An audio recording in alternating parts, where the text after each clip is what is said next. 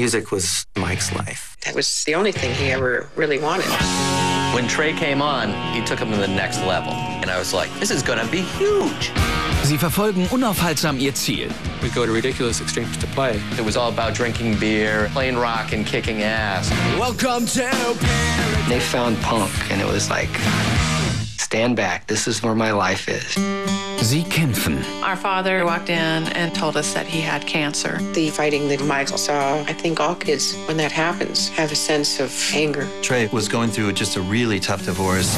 Und geben nicht auf. The scene that they came from frowned upon success. A lot of hardcore punk fans turned their backs on him.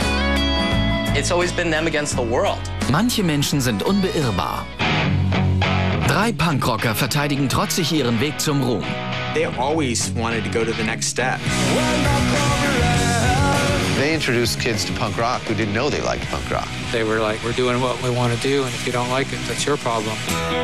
Noch nie gesehene Bilder und Geschichten erzählt von den Menschen, die wissen, wie es wirklich war.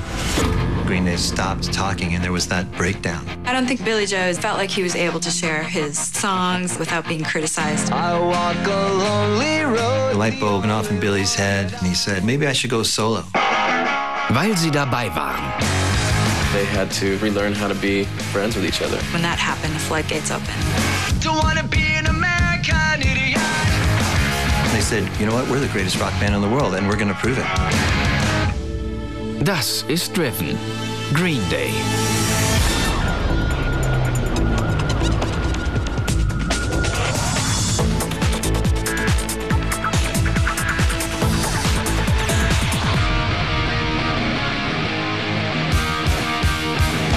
Billy Joe Armstrong was born in Oakland, California, February 17, 1972. Welcome to Paradise. Billy is the youngest of 6 kids. He was coddled and taken care of quite well by all of his siblings, and because he was so sweet and cute, everybody just loved him. We moved to Rodeo in 1976, and Billy Joe was about 4. Rodeo was really kind of this boring working-class town about 15 miles away from Berkeley, and kind of a nasty part of the East Bay here in San Francisco. My father's name was Andrew Marcicano Armstrong. He was a truck driver, an ex-Golden Glove boxer, strong as an ox. His father was like the patriarch. He had a big presence. My stepfather, Billy's dad, was a drummer. He was a really good jazz drummer. He played in bands, and so there was always music in our house. My mom and stepdad always encouraged the kids. They all had music lessons. But Billy Joe sucked most of the musical talent out of my parents. He started playing music around 4. He started with singing. 1, 2, 3. He cut a record called Look for Love. Look for love, look for love, look for love. He had a really sweet voice, and on the backside, the B-side, is an interview with him. Billy Joe, you've just made your very first record. How does it feel? Wonderful. I love it. And he would tour in sort of like a traveling show with other performers, and my father would play drums. Billy's dad and him, they were real tight. There was a definite bond there. Our family was a real cohesive unit, real loving, a lot of laughter. But we kind of lost the family structure. You know, it kind of disappeared and crumbled around us. It was like the first week of school. I remember it being, you know, a brand new year. We were sitting at the kitchen table, and my father walked in, and he looked at my mother, and he started crying. And they went back into the back room, and then later came out and told us that he had cancer. Summer has come and passed. The innocent can never last.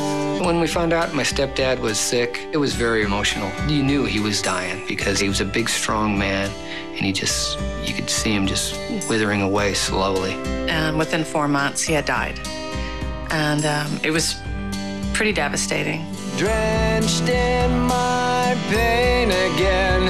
My father was only 54 at the time, and Billy Joe was 10. It was pretty hard for him because, I mean, you know, you're in 5th grade, and all of a sudden your dad's gone, you know? What do you do with that? It's your dad. He's gone.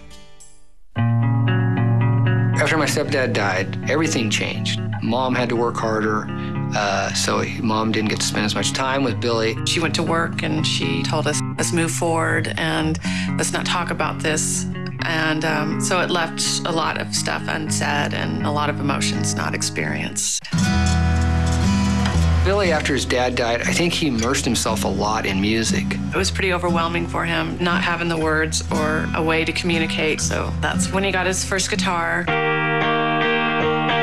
That's what kept him going, was like, I'm gonna do this for my dad, so let me focus all my energy in this direction.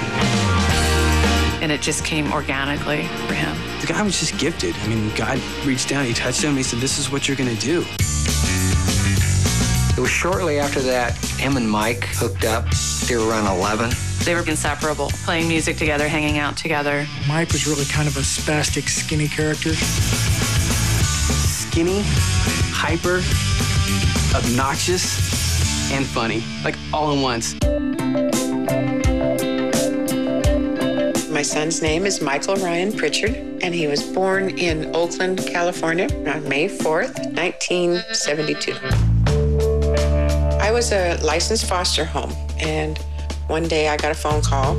It was the county, and they said they had an emergency situation. They needed to place a baby who was 6 weeks old.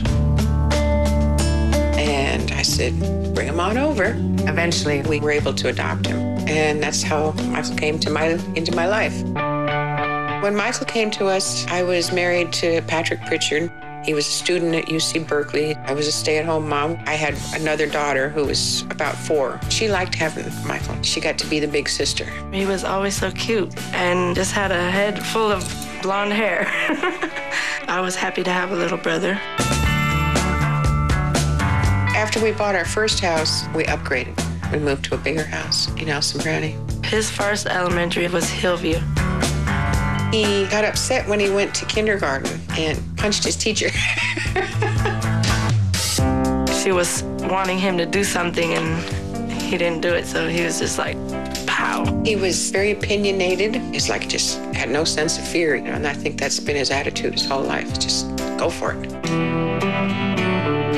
We were a close family. Patrick and I had been together for quite a few years, but when it went bad, it just went bad.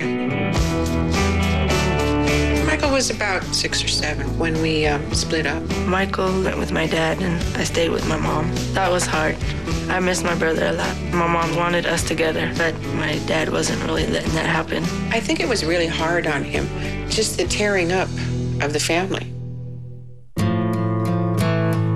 There was one very big scene between his father and I that was really especially ugly. My brother was like in 3rd grade and he was coming over to stay for the weekend, and my mother and father started fighting. Both of us ran out of the house screaming, and then the police came. I ended up having to go to court to get Michael and Mila back together, and they ended up both with me. My brother stayed with us from then on. The fighting that he saw, I think all kids, when that happens, have a sense of anger. He didn't talk a whole lot about that. He was probably hiding a lot of pain. I think Michael kind of shut himself down to where he couldn't hear or see. He kept everything inside of him. He started playing the guitar probably about a year after I got divorced. Michael started practicing a lot all the time. I mean, he could never get the guitar out of his hand. He'd come home from school, and instead of going out and play with the other kids, he spent all his spare time in his bedroom listening to music and playing it. I think he found it therapeutic. A lot of his expression came out in his music. It was in him. It was in him, and it just came out. It was around that time I found a 3-bedroom house in Rodeo. Michael started 4th grade at Carquinez Middle School. That's when he met Billy. The thing that connected them together was the music. They were both into the music, and they were both playing the lead guitar. Okay, we're ready. The equipment was set up in our living room permanently, and my mom allowed them to play and practice all the time. Billy found somebody that played drums, and he took me and just told me what to do on bass. No, actually, we're supposed to play it up here, like right here. He told Mike what to do on guitar. Okay, follow me on guitar, okay? Just started playing songs. 1, 2, 3, 4. It was all about Motley Crue, Van Halen, Kiss, of course. Standard 8th grade rock stuff. Talk about perfect. Talk about Joe. At first, they were, they'd do cover tunes until Billy started writing his own stuff. Then it just went wild. Please welcome Billy.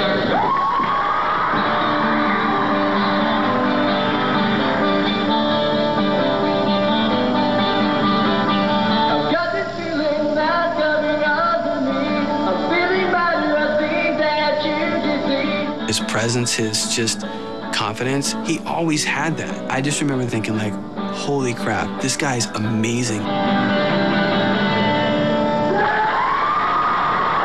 Billy Joe started writing songs, and Sweet Children was one of the songs. Sweet Children! And they named themselves after that song. That's when Michael started picking up the bass. So they kicked me out of the band pretty much because I sucked.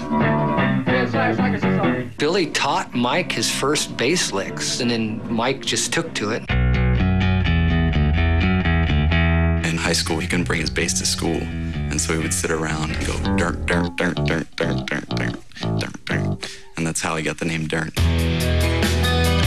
Music was Mike's life. He always had that outward positive attitude, but he was going through hard times. My mother was broke.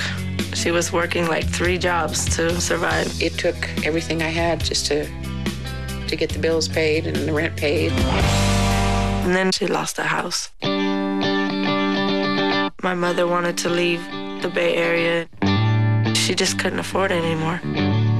But Michael didn't want to leave. By then, him and Billy were well on their way to getting the band together.